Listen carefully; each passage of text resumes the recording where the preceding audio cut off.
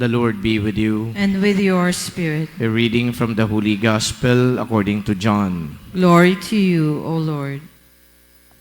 Since the Passover of the Jews was near, Jesus went up to Jerusalem. He found in the temple area those who sold oxen, sheep, and doves, as well as the money changers seated there. He made a whip out of gourds and drove them out of the temple area with the sheep and oxen, and spilled the coins of the money changers, and overturned their tables. And to those who sold doves, he said, "Take these out of here, and stop making my Father's house a marketplace." His disciples recalled the words of Scripture, "Zeal for your house will consume me." At this the Jews answered and said to him, "What sign can you show us for doing this?" Jesus answered and said to them, "Destroy this temple, and in 3 days I will raise it up."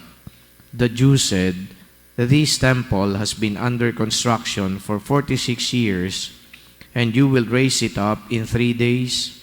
But he was speaking about the temple of his body. Therefore, he was raised from the dead. His disciples remembered that he had said this, and they came to believe the Scripture and the word Jesus had spoken. The Gospel of the Lord. Praise to you, Lord Jesus Christ. Kakaiba po ang ating liturgy, comparing it to the liturgy of Advent. Kasi kapag Advent liturgy, unang-una po kulay violet, yung vestments ng pari, pati na po yung mga nakikita ninyong linen ng altar, dapat na violet yan. At hindi po natin kinakanta o nire-recite ang Gloria. Pero ngayon pong araw na ito ay dedication anniversary ng Manila Cathedral. And so therefore, all the liturgy in the churches in the Archdiocese of Manila is dedicated to this feast of the dedication of the Manila Cathedral. Pagpapakita po ito ng oneness ng iba't ibang parokya sa Mother Church dito sa Archdiocese of Manila. So we call the Manila Cathedral the Mother Church. Mother Church because it is also the seat of the authority of the bishop. Yung bishop, alam natin, siya ang namumuno sa Archdiocese of Manila. At yung pong Manila Cathedral, yun ang kanyang simbahan. At kaya po meron tayong iba't ibang mga parokya kasi hindi naman pwede na ang lahat ng tao sa Archdiocese of Manila ay sa Manila Cathedral lang. And so we have parishes so that pastoral care and pastoral services may be multiplied. So yung pong mga parokya ngayon ay tumutulong at naglilingkod sa kanilang mga parishioners. Yan po ang ibig sabihin ng pagkakaroon ng iba't ibang chapels, shrines, then parishes, pero lahat ng yan ay united to the Mother Church. So yung liturgy ay pagpapahayag din na iisa po ang ating sinasamba, iisa ang ating Diyos. At yung pong emphasis dito ay mahalaga dahil alam ninyo minsan, dahil multiplied na nga yung mga simbahan, ang nagiging parang Diyos-Diyosan sa mga simbahan na yan, yung kanilang pastor, o yung kura paroko, yung rector, o yung chaplain, di ba?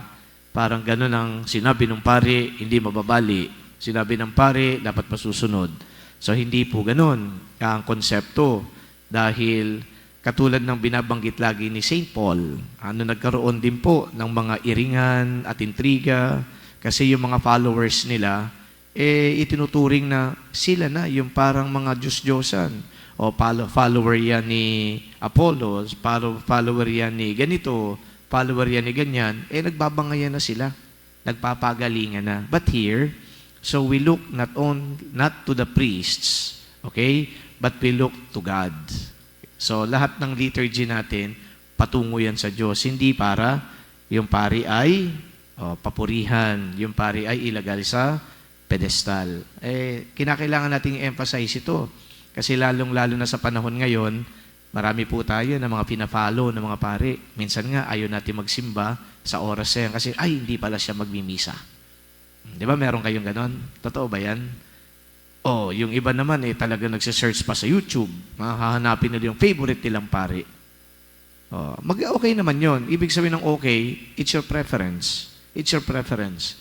But then, do not be mistaken into thinking that it is the priests na ang dapat na bigyan natin ng allegiance. At kung anong sabihin ng pari, yun ang ating paniniwalaan.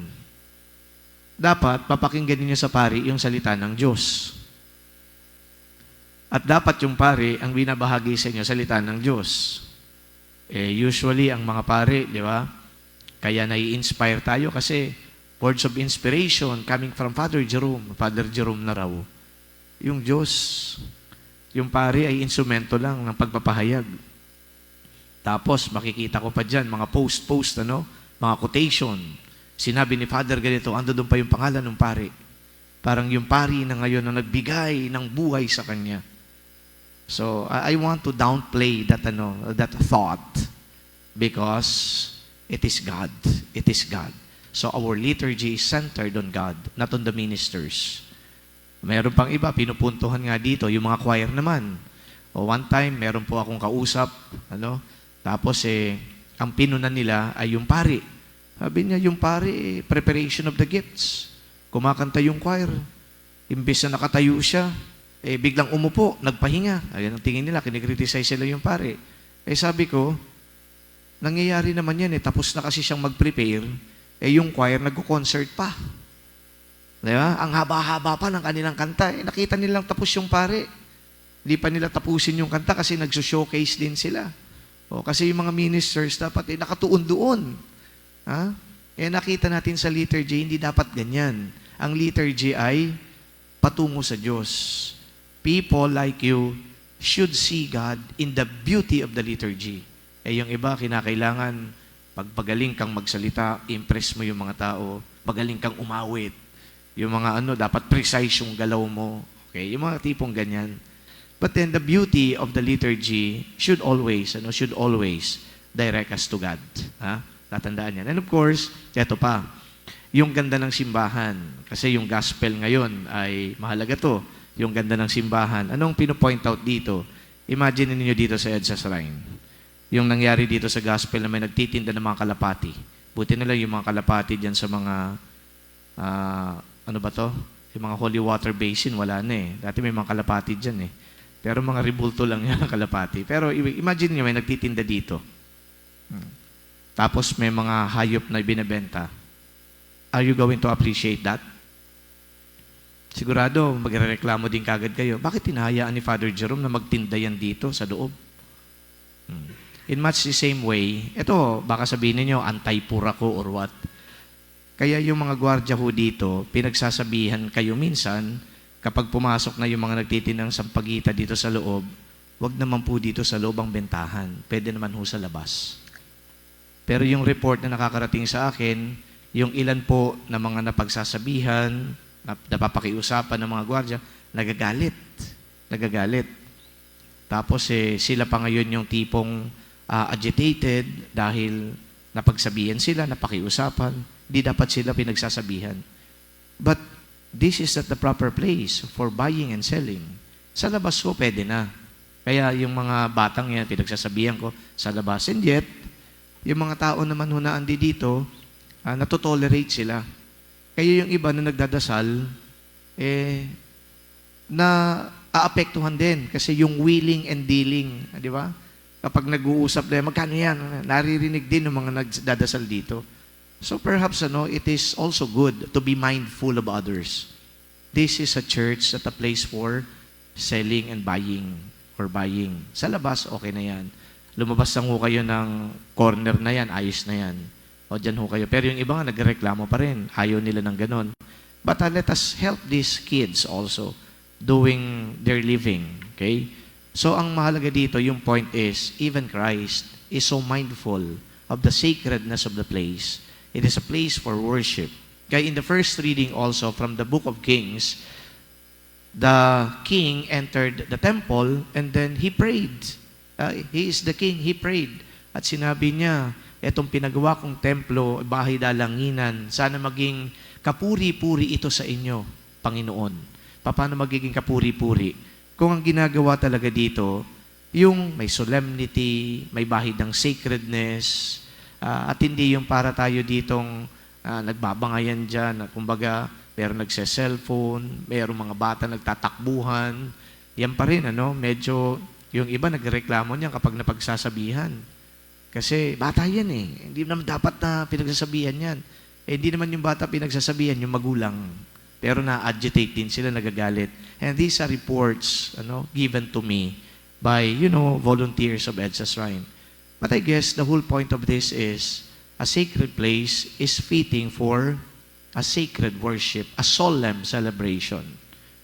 Kaya yun po ang dapat na, kumbaga, ay gawin natin sa loob. And panghuli na lang, while we are emphasizing the beauty, the cleanliness, I guess, yung pinakamalalim dito na unawain natin, yung simbahan is the people of God. We are the church.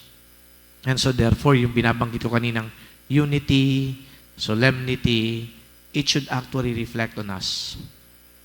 Bilang simbahan, tayo, mga tao. Kaya yung dasal po natin ngayon sa misang ito, nawa, magkaroon nga ng pagkakaisa sa simbahan, mind, spirit, and then of course, pagkakaisa din ng mga gawain, at nawa ang mga gawain yan, lalo pang pagpupuri sa Diyos, at hindi sa ikakapuri ng mga ministro ng simbahan. Amen.